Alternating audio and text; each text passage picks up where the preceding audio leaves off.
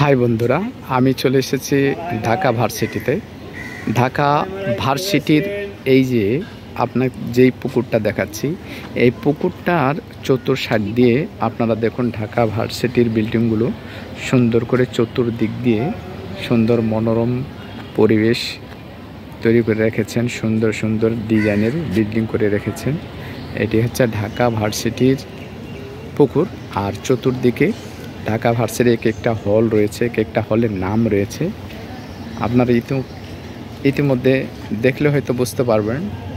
আর যারা যারা ঢাকা ভার্সিটিতে এসেছেন তারা এই পুকুরটি চিনেন, অবভিয়াসলি ডেফিনেটলি এই পরিবেশটাও ওনারা চিনেন।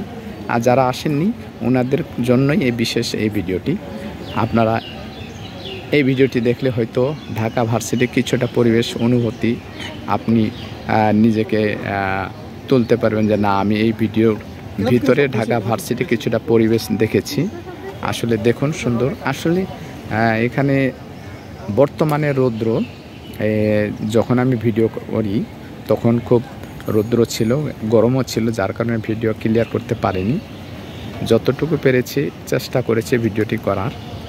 তার মধ্যে দেখেন আজকে ঢাকা ভার্সিটির নতুন ব্যাচ যারা ভর্তি হবে তারা এখানে এসেছেন, বিশেষ করে ভাইবা দিতে। এই ভাইবার ফাঁকে আমিও নিয়ে এসেছি ভাইস থেকে, তো এই ফাঁকে ভিডিওটি করলাম। তবে আসলেই বিশেষ কথা হচ্ছে